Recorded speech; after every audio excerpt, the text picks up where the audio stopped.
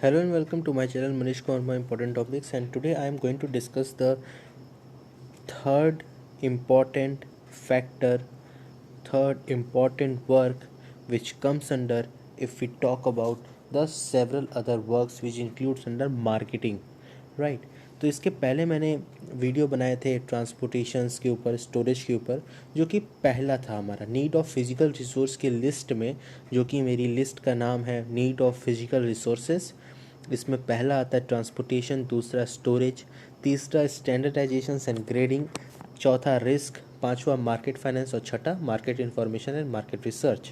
तो इस सीरीज़ की वीडियोस में ये third part of the video है जिसमें हम डिस्कस करेंगे स्टैंडर्डाइजेशन एंड ग्रेडिंग के बारे में। इसके पहले हमने स्टोरेज के बारे में डिस्कशन किया हुआ है।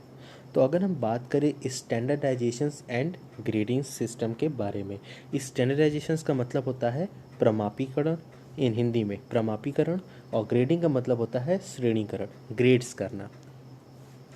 अगर हम एकदम सिंपल लैंग्वेज में स्टैंडर्डाइजेशंस को समझेंगे तो इसका मतलब यही होता है कि सभी प्रोड्यूसर चाहे वो गरीब हो, मध्यम वर्ग का हो, मिडिल क्लास हो, या ज़्यादा इनकम अर्न करने वाला प्रोड्यूसर हो, उन सभी के लिए हर तरह के कस्टमर उनके पास आते हैं। तो उनका ये लायबिलिटी बन जाता है, उनका ये काम बन जाता है कि वो अपने हर गुड्स को सभी प्रकार के कस्टमर्स के लिए प्रोडक्शन करें, हर प्रकार के गुड्स को जो कि एक कस्टमर अफोर्ड कर सकता है उसका निर्माण करें। तो प्रोड्यूसर स्टैंडर्ड्स निश्चित करता है। जो प्रोड्यूसर है वो हमारा स्टैंडर्ड डिसाइड करेगा कि कौन कौन से स्टैंडर्ड के गुड्स बनने चाहिए, और सभी वर्गों के पैमाने निश्चित करता है कि इसका क्या स्टैंडर्ड होगा, इस प्रोडक्ट का क्या स्टैंडर्ड होगा। फिर वह उसके गुणवत्ता युक्त वस्तु बनाता है, मतलब फिर वह उस स्टैंडर्ड के अनुसार एक बेटर क्वालिटी ऑफ प्रोडक्ट का निर्माण करता है और उसे ग्रेड करता है कि कौन से ग्रेड में कौन सी वस्तु जाएगी। ये मैं अभी आपको सिर्फ एक ग्लिम्स दे रहा हूँ इस पूरे टॉपिक का। तो अगर हम बात करें, आज वही निर्माता, आज वही प्रोड्यूसर प्रॉफिट अर्निंग प्रोड्यूसर है जो अधिकतम लोगों को वस्तु यानी कि गुड्स की साइज़, कलर, कॉस्ट एक्सेट्रा से सेटिस्फाइड कर देता है। यानी जो प्रोड्यूसर के अनुसार, जो कस्टमर के अनुसार अपने हर चीज़ों को तय करेगा, वही मार्केट में सफल प्रोड्यूसर बन पाएगा, सक्सेस प्रोड्यूसर बन पाएगा, and can earn maximum amount of profit. तो ये तो होगी एक छोटी सी ग्लिम्स के तौर पे। अब हम बात करते हैं स्टैंडर्डाइजेशंस आखिर है क्या। तो standardisation is the process of fixing certain norms for the product. हम इसमें एक पैमाना निश्चित कर देते हैं, जैसा कि मैंने आपको बताया। These norms are establish by customs और ट्रेडिशंस और बाई सर्टन अथॉरिटी। ये जो पैमाने आते हैं वो किसी अथॉरिटी से आते हैं, किसी ट्रेडिशंस को देखते हुए वो सब पैमाने प्रोड्यूसर्स के द्वारा तय किए जाते हैं। It involves determinations of basic characteristics of a product. इसमें ये जो पैमाने तय की जा रहे हैं, इसको तय करने के पीछे बेसिक कैरेक्टरिस्टिक्स ऑफ प्रोडक्ट भी इन्वॉल्व होता है कि उस प्रोडक्ट की जो भी कैरेक्टरिस्टिक्स रहेगी उसी के अनुसार हम उसका स्टैंडर्डाइजेशन यानी कि नॉर्म्स सेट करेंगे। On the basis of which the product can be divided into various groups. It also means determining the standard of product to be produced with regard to size, color, form, weight, shape and quality। मतलब इस standards को स्थापित करने के लिए, decide करने के लिए हम कौन कौन से स्टैंडर्ड बना सकते हैं, किस किस स्टैंडर्ड को हम करके सारे गुड्स का वर्गीकरण कर सकते हैं, श्रेणीकरण कर सकते हैं, प्रमापीकरण कर सकते हैं, स्टैंडर्ड कर सकते हैं, स्टैंडर्डाइजेशंस कर सकते हैं। वो फैक्टर्स क्या हैं? उन फैक्टर्स में आता है पहला साइज़ के अनुसार, according to size, according to colour, according to form, according to weight, according to the shape and quality of the product we are setting the standard of the product. Standards are the model products which forms the basis of comparison. Standards जो हम set कर रहे हैं वो हमें एक product को दूसरे प्रोडक्ट से कंपेयर करने में काफ़ी मदद पहुंचाता है। अब बात करते हैं without standardisations the rule of caveat यानी कि लॉ प्रिवेल्स। अगर हम स्टैंडर्डाइजेशंस नहीं करेंगे तो देयर में बी कन्फ्यूजन एंड अनफेयरनेस, तब हमें कन्फ्यूजन्स क्रिएट होगी और हम एक फेयर मीन्स ऑफ ट्रांजैक्शंस करने में असफल माने जाएंगे। इसका मतलब कि हमें कोई भी कस्टमर हमसे कोई सामान मांगा, हम उसको उसी जो वो मांग रहा है उसी स्टैंडर्ड का क्वालिटी का प्रोडक्ट हम उसको देने में असफल साबित हो गए तो ये अनफेयर मीन्स साबित हो जाएगा। The term of standardisation is used in broader sense. ये काफ़ी बहुत बड़ा सेंस है, बहुत बड़ा टर्म है, इसमें बहुत सी चीज़ें आ जाती हैं। Standardisation is a application of standard to goods meant for marketing. ये एक एप्लीकेशन ऑफ स्टैंडर्ड जिससे हम गुड्स की मार्केटिंग करते हैं with a view to further subdividing them into several grades और क्लासेस। जब हम स्टैंडर्ड सेट कर देते हैं उसके बाद हम इसके ग्रेडिंग भी करते हैं। ग्रेडिंग करना भी बहुत ही ज़रूरी होता है जिसे हम हिंदी में कहते हैं श्रेणीकरण करना। दस standardisation means making the quality specifications of the grade uniform among buyers and seller over the space and time. मतलब स्टैंडर्डाइजेशंस का मतलब होगा मेकिंग द क्वालिटी स्पेसिफिकेशन, जो क्वालिटी के हिसाब से हम स्टैंडर्ड सेट कर दिए, और ग्रेडिंग का मतलब उस क्वालिटी में उस प्रोडक्ट के को फिट कर दिए ले जाके। तो ये हो गया ग्रेडिंग प्रोसेस। ओके, ये एक छोटा सा व्यू था कि ये होता क्या है, स्टैंडर्डाइजेशन एंड ग्रेडिंग होता क्या है। नेक्स्ट हम बढ़ते हैं बेसिस ऑफ स्टैंडर्डाइजेशंस। अच्छा, यहाँ पे अगर हम किसी डेफिनेशंस की बात करें कि डेफिनेशंस अगर हमें पता करना होगा कि स्टैंडर्डाइजेशंस एंड ग्रेडिंग की पर्टिकुलर डेफिनेशंस क्या होनी चाहिए, तो आप नोट करना चाहें तो नोट कर लें। According to professor Michael, right, इसमें मैंने नहीं लिखा है, मैं आपको बता देता हूँ। डेफिनेशंस है अकॉर्डिंग टू प्रोफेसर माइकल, मतलब प्रमाप एक पैमाना या गुण का पद है। मतलब स्टैंडर्डाइजेशंस इज़ अ फॉर्मूला और a kind of kind of authority. तो ये हो गया स्टैंडर्डाइजेशन की डेफिनेशंस। और एक डेफिनेशंस और है अकॉर्डिंग टू प्रोफेसर रेवजान। इन्होंने कहा है कि श्रेणीकरण प्रमाप या प्रमाप समूह का वह प्रयोग है जिसमें श्रेणीबद्ध वस्तुओं को ऐसे थोकों में छांटना है जो किस्म प्रकार की आकार एवं गुण आदि से समान हो। देखिए मतलब बहुत सिंपल है, हम इस डेफिनेशंस को उसी तरीके की डेफिनेशंस में अगर नहीं भी लिखते हैं तो भी कोई प्रॉब्लम नहीं है। ये बहुत ही कॉम्प्लिकेटेड डेफिनेशंस है, इसे आप मत पढ़िए। मैं जो आपको बेसिक्स बता रहा हूँ स्टैंडर्डाइजेशंस के, वो more than sufficient for you to better be understanding of this topic. Okay, आगे बढ़ते हैं बेसिस ऑफ स्टैंडर्डाइजेशंस पे। Basis of standardisations can be of many types. Next आता है मेरा बेसिस ऑफ स्टैंडर्डाइजेशंस। स्टैंडर्डाइजेशंस के बेसिक्स क्या है? So agriculture goods are standardise on the basis of different factors. जो भी एग्रीकल्चर के गुड्स हैं वो हमारे डिफरेंट फैक्टर्स पे स्टैंडर्डाइज किए जाते हैं, based on which they are classified into different grades. उसी के आधार पे हम इसकी ग्रेडिंग्स भी कर देते हैं।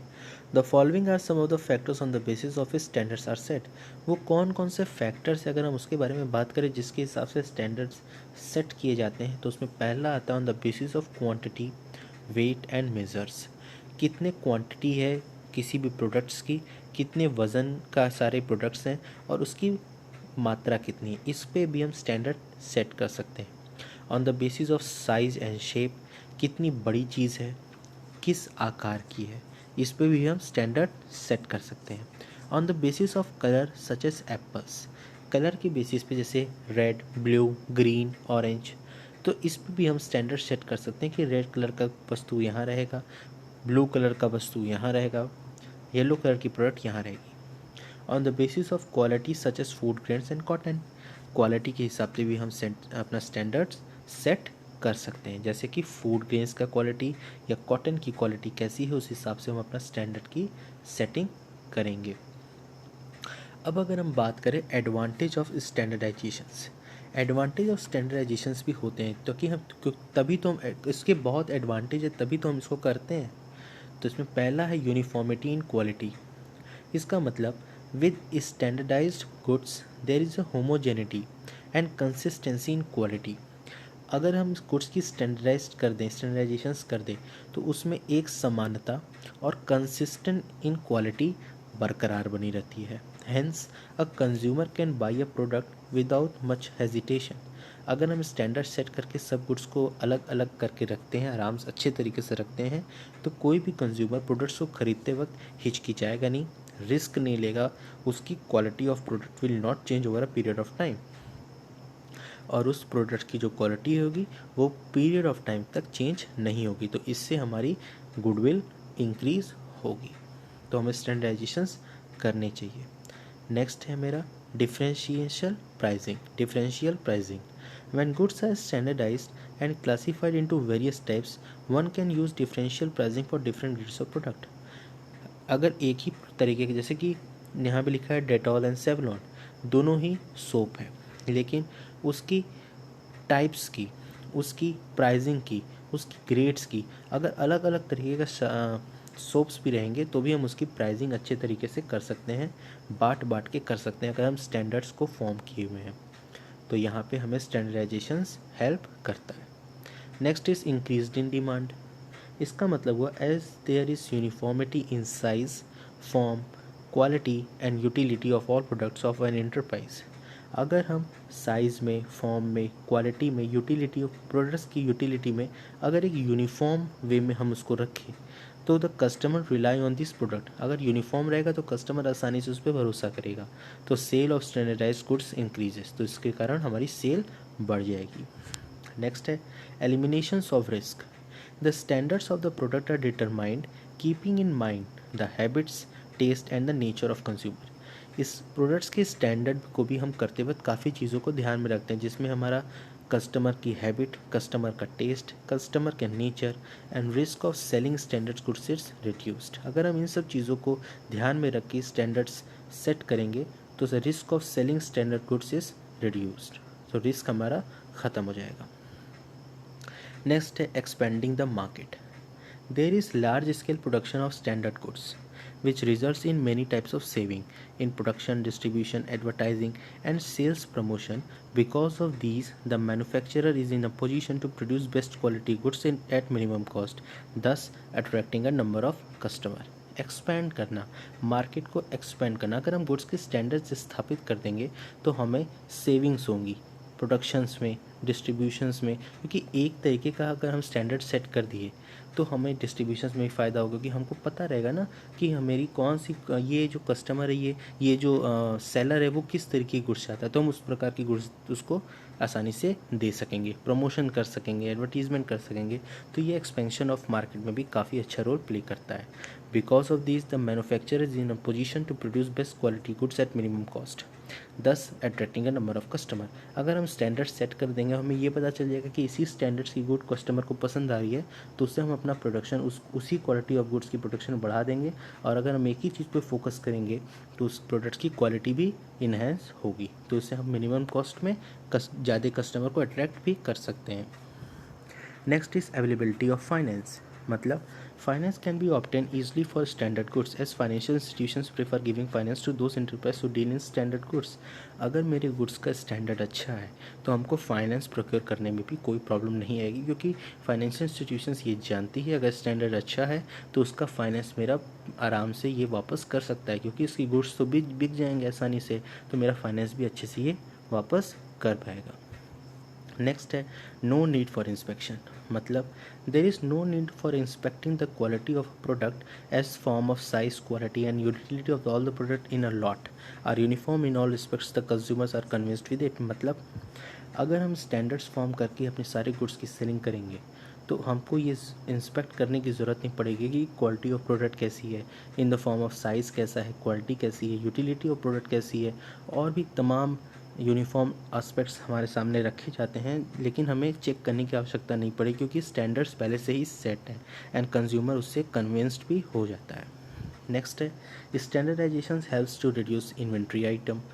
यस, इन्वेंट्री आइटम को भी हमारे स्टैंडर्डाइजेशन से रिड्यूस कर सकते हैं। जैसे अगर हम स्टैंडर्ड्स फॉर्म कर दें तो हमें ये पता चल जाएगा कि इसी स्टैंडर्ड्स की गुड्स हम बेच पा रहे हैं, इसी स्टैंडर्ड्स की गुड हमें कस्टमर्स मिल रहे हैं, तो हम अदर स्टैंडर्ड्स की गुड को हम अपने पास मंगाएंगे नहीं। तो ये इन्वेंट्री आइटम को मेरी रिड्यूस कर देगा। It helps in evolving better means of communication about an item in the company. अगर हम स्टैंडर्ड सेट कर दें तो अगर हम किसी कंपनी में, किसी आइटम की कंपनी में अगर हम पूछताछ कर रहे हैं और अगर वो कंपनी तमाम चीज़ में अपना बिजनेस करती है तो स्टैंडर्ड के ज़रिए हम उस स्टैंडर्ड का नाम बता के अपने गुड्स को, अपने प्रोडक्ट को जिसका हमें ऑर्डर देना है उसके हित में हम कम्युनिकेशन उस कंपनी से के साथ कर सकते हैं। Next, it forms a base for the inventory analysis. अगर हम इन्वेंट्री के एनालिसिस करते हैं तो ये बेस हम बना लेते हैं कि किस किस स्टैंडर्ड की गुड्स को हम चेक करेंगे, कि इस स्टैंडर्ड की गुड्स को हम चेक करेंगे, इस स्टैंडर्ड की गुड्स को हम चेक करेंगे, और उसी स्टैंडर्ड के हिसाब से हम अपना एनालिसिस भी आसानी से एक यूनिफॉर्म वे में, सही तरीके से, अच्छे तरीके से, अगर मेरे पास ज़्यादा गुड्स हैं तो भी हम इस चीज़ को सही तरीके से कर सकते हैं। कैसे? स्टैंडर्ड्स फॉर्म करके। नेक्स्ट है the specification of item can be more clearly spelled out. अगर हम स्टैंडर्ड इस्टेब्लिश कर देते हैं तो उसकी specifications of item clearly spelled हो जाएगी और क्वालिटी की कंट्रोल भी हो जाएगी। ये बहुत ही ईजी चीज़ है, you just take care of it. In a developing economy like ours, where the need is to promote exports, insistence on standards helps in creating confidence in the international market. By using national standard, it is easier to locate sources of supplies, and in the case of machine parts, the placements can be obtained easily. It could also be used in advertising the product as well as a spare part. मतलब अगर हम national standards को use करते हैं तो हम अपने suppliers को ईजिली लोकेट कर सकते हैं इन the case of machine parts. ठीक है, तो हमें इस मशीन पार्ट्स की ज़रूरत है, इस मशीन पार्ट की ज़रूरत है और उसका स्टैंडर्ड सेट है तो हम उसको ईजिली लोकेट कर पाएंगे और उसकी प्लेसमेंट भी हम आसानी से हासिल कर सकते हैं।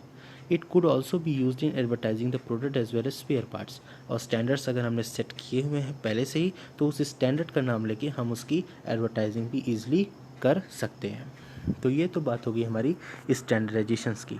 अब हम बात करते हैं ग्रेडिंग की, कि ग्रेडिंग क्या चीज़ होता है। Grading means sorting of unlike lots of produce. अगर हम ग्रेडिंग की बात करें तो ग्रेडिंग एक बहुत ही इम्पॉर्टेंट टॉपिक माना जाता है। अगर हम स्टैंडर्डाइजेशंस और ग्रेडिंग दोनों की बात करें then grading is needed for agricultural products and raw materials which are not of uniform quality, right. And grading is the process of separating products according to established standards.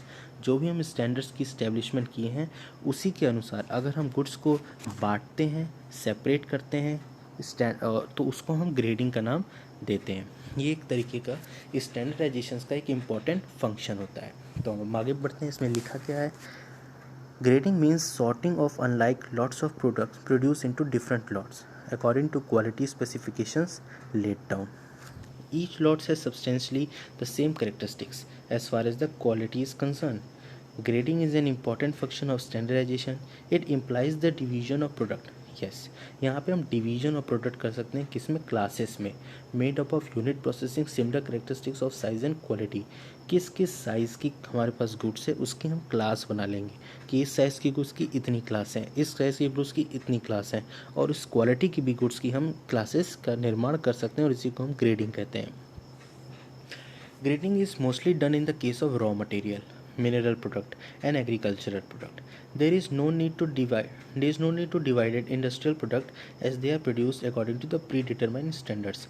हम रॉ मटेरियल, मिनरल प्रोडक्ट और agriculture product की grading कर सकते हैं, लेकिन जहाँ तक बात है इंडस्ट्रियल प्रोडक्ट की तो ये हमारा प्रोडक्शन ही ग्रेड के अनुसार होता है कि किस ग्रेड से हम प्रोडक्शन करेंगे, ये पहले ही सेट कर दिया जाता है। तो इसकी हम बाद में ग्रेडिंग नहीं कर सकते क्योंकि पहले से ग्रेड किया हुआ आता है। There may be difference in quality और साइज़ और shape of characteristics of the product. Difference हमें मिल सकते हैं सब क्वालिटी में, साइज़ में, शेप में, और प्रोडक्ट्स की करेक्टरिस्टिक्स में हम डिफरेंस मिल सकते हैं। The grade standards for commodity are laid down first and then the commodities are sorted out according to the accepted standards. Grading helps the producer to get proper prices for this product because the different price may be fixed for different lots. Grading के help से producer जो है वो एक goods की correct price लगा सकता है क्योंकि अलग अलग प्राइस अलग अलग लॉट्स की फिक्स की जाती है। तो ये तो बात होगी हमारी ग्रेडिंग की। ग्रेडिंग को हम कैटेगराइज कैसे कर सकते हैं? Grading can be categorised the produce into different lots each container similar characteristics। Grading की कैटेगराइजेशन भी कुछ तरीके से हो सकती है। अगर हम साइज़ के हिसाब से ग्रेडिंग करें तो साइज़ के हिसाब से big, small, medium, long, short, roundish and oblong और एक्सेट्रा इन चीज़ों की हम ग्रेडिंग कर सकते हैं। इन चीज़ों की गुड्स हम अपने पास रख सकते हैं कि जैसे कि ये बिग का कॉर्नर है, ये बिग का कबर्ड है, ये मीडियम का कबर्ड है, ये स्मॉल का कबर्ड है। उस कबर्ड में उस तरीके की चीज़ें हम रख देंगे तो ये इसको ग्रेडिंग का नाम कहते हैं। फ्लेवर के अनुसार हम ग्रेडिंग कर सकते हैं, जैसे which in turn speaks of taste और क्लासेस। फ्लेवर मतलब ये ऑरेंज फ्लेवर का है, ये मैंगो फ्लेवर का है, ये एप्पल फ्लेवर का है, ये बनाना फ्लेवर का है। तो इन सब चीज़ों के फ्लेवर के हिसाब से भी हम ग्रेडिंग कर सकते हैं। राइपनेस, ये रॉ है, ये सेमी राइप है। Ripe in the case of fruits, oil seeds, pulses and cereals, इस पे भी हम ग्रेडिंग कर सकते हैं। Length of staple in the case of cotton and jute. Location oriented like Goa Alphonso, Goa का जो अल्फांसो मैंगो आता है उसकी भी हम लोकेशन के अनुसार भी ग्रेडिंग कर सकते हैं। जैसे कि बेंगापली मैंगो, नागपुर के ऑरेंजेस, बैंडगी की चिलीज़, इसके अनुसार भी हम ग्रेडिंग कर सकते हैं कि कहाँ के क्या क्या चीज़ फेमस है। उस हिसाब से हम, जैसे कहते हैं ना कि ये गोवा का अल्फांसो आम है, तो उसको भी हम ग्रेड के अनुसार सेल कर सकते हैं। जब बहुत से कस्टमर भी आते हैं जो हम बोलते हैं कि मुझे गोवा की जो अल्फांसो आम है हमें वही चाहिए, तो हम अगर ग्रेडिंग किए रहेंगे तो हम आसानी से उसे दे देंगे। नेक्स्ट है Nashik grapes, having specific taste, shape and colours. अब हम बात करते हैं प्रोसेस ऑफ ग्रेडिंग की। ग्रेडिंग का प्रोसेस क्या होता है? ग्रेडिंग की प्रोसेस की अगर बात करें तो it is a means to describe the quality of produce for sale purchase activity. ये हमारा बेसिकली ज़रूरी होता है quality of produce for sale, उन गुड्स की क्वालिटी बताने के लिए जो कि सेल के लिए रखी गई है।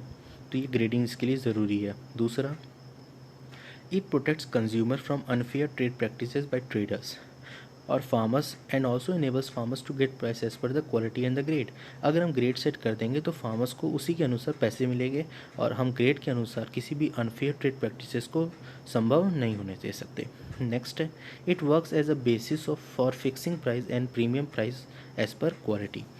हमारा ये जो ग्रेडिंग का प्रोसेस है ये प्राइस फिक्सिंग और प्रीमियम प्राइस क्वालिटी के अनुसार जो कि सेट किया जाता है, इस पे ये ग्रेडिंग का प्रोसेस हमारा काम करता है।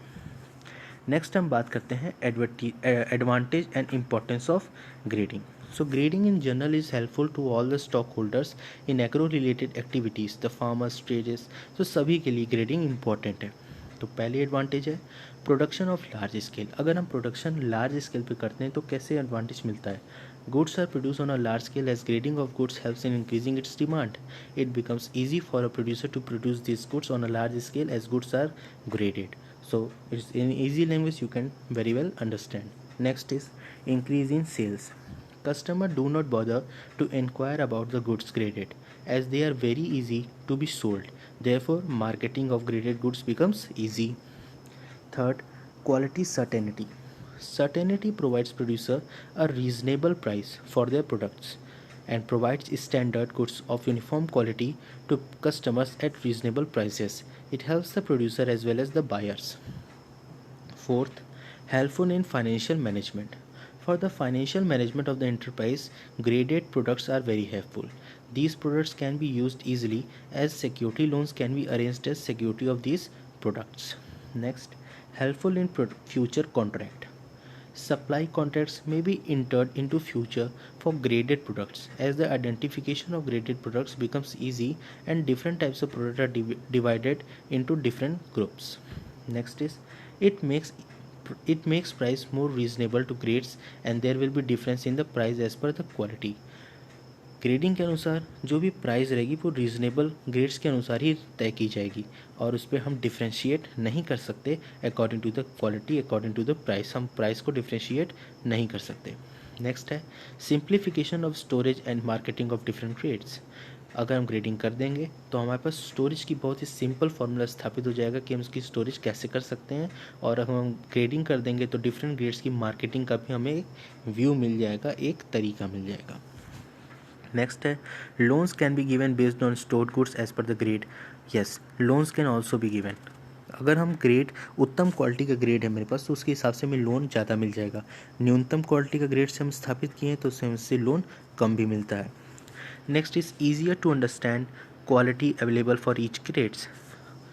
Easier to understand quality available for each grade in the case of bulk sale. अगर हम सेल बल्क क्वांटिटी में कर रहे हैं तो वहाँ पे हम ग्रेडिंग के अनुसार उसकी क्वालिटी को अच्छी तरीके से आसानी से समझ पाएंगे.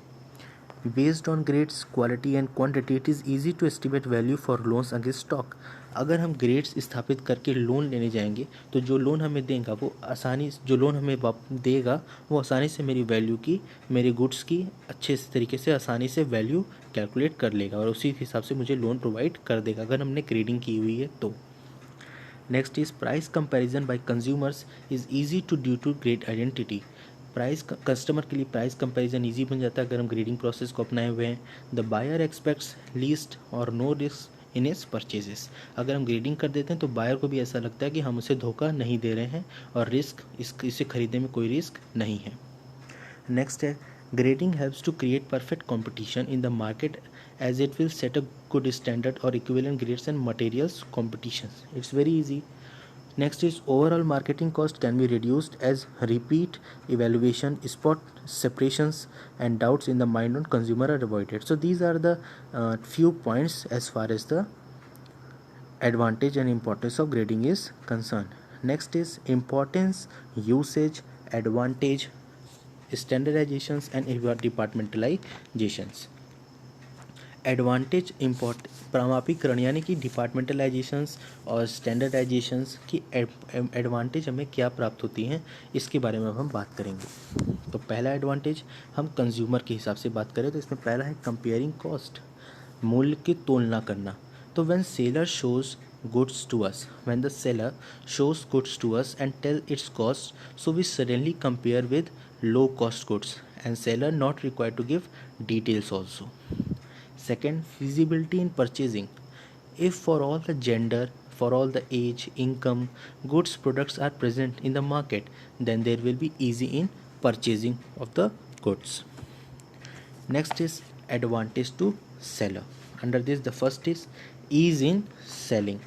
Ease in selling means if due to the standardization of goods, selling can be done easily because every seller has every cost of goods low as well as high and multiple sellers are also present in the market. Second is financial support. When a person enters in the marketing sector, then he takes the loan, use owner's fund, and if we have 25% of capital, then we can easily do the business for more than 75% of capital. अगर मेरे पास 25% पैसा है, जो भी business हम करने जा रहे हैं उसमें जितना पैसा लगने वाला है, अगर उसका 25% भी है हमारे पास तो हम 75% का बिजनेस कर सकते हैं by taking the help of wholesalers and as we sell we make them payment. Next is reduction in risk. If any seller sells the good of standard quality, then he bears less risk, but risk doesn't end. यहाँ पे भी risk ख़त्म नहीं हो जाता. अगर वो अच्छी क्वालिटी की गुड्स बेच रहा है तो उसकी रिस्क ख़त्म नहीं हो जाती बल्कि कम हो जाती है and hence it reduces. Next is advantages to society.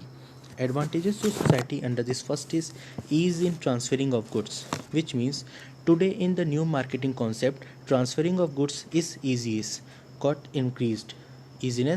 got increased. Earlier it was barter system, but today we calculate in monetary form. Second is importance in marketing information. Improvement in marketing information. There is a regular improvement. Today, if I buy any product, so seller asks for mobile number and a print and take print, carbon copy, save in their computer, send messages in future for offers, etc. So regular improvement is going on. Third is uniformity in cost. The producer who keeps uniformity in cost of goods, customer will remain with him. Customer will stay with him because lots of people are selling same kinds of goods. So customer will rush out from there if no uniformity is present in goods in relation with their prices. So uniformity in the cost should be maintained by every producer who is selling the goods or who is making the goods. Now comes the problems related standardizations and departmentalizations. First is due to the Now, what is been a problem related standardization and departmentalization? If we do standardizations and departmentalization of industrial produced goods, so there will be no problem arising. But if we do the same for agriculture produced goods, then some problem will arise. So what are those problems? First is due to the different variety of goods of related agriculture. Yes, all the industries knows about the standards, so according to which they can prepare product whatever design appearance they want to be. But the small farmers thinks whatever they having land, whatever the land they are having, they will produce all types of crops. So those crops, so they grow crops in the small parts. That's why concentrations cannot be made on each of the crops, so goods manufactured by them are not treated as up to mark. Second is no departmentalization facility in villages, means villagers who produce goods not having facility to store goods departmental wise with standardizations form, and they do not care about for this, so their problems get increases. Third is no information regarding departmentalizations to farmers. The farmers actually not known about the profit if they grow only seasonal crops, and also not known by them that which crop should be grown at what time period. Next is lack of enjoyment joy in farmers. There is a lack of enjoyment in farmers because most of the nature attacks are faced by them. So they do not think that by standardizations, departmentalizations, anything would be positive rather than they believe in God. They usually believe in God, they do not believe in standardizations and grading process. Next is lack of public consciousness. अच्छा, यहाँ तक lack of enjoyment joy in farmers तक हमारे पास simple problems थी जो कि standardisation और departmentalisation से रिलेटेड है. अब जो प्रॉब्लम्स हमारे सामने राइज होगी वो इंडिया की प्रॉब्लम है. Problems of standardisation and departmentalisation in India. Under this the first is lack of public consciousness, मतलब जन चेतना की कमी. Due to the resistance to change, people have no consciousness whether the goods are manufactured in the firms or industries. They are not conscious about it. Lack of public consciousness. Second is lack of facility, सुविधाओं की कमी. In India today, in every sector or area there are lack of facility, so development is necessary by which lots of goods can be made. Third is lack of standards and departmentalizations. Every developing country focuses on production of those goods only whose demands are more in the market, and the goods of which demands are low in the market, their production are not been made. But in the developed economy, developed country, every goods productions are continued, no matter demand is increasing or decreasing. In the new concept of marketing, it is told goods should be made or manufactured for everybody. Next is misuse of standards and departmentalizations. Producers make misuse of standards and departmentalizations, like increasing price of specific standard goods if its demand is increasing day by day.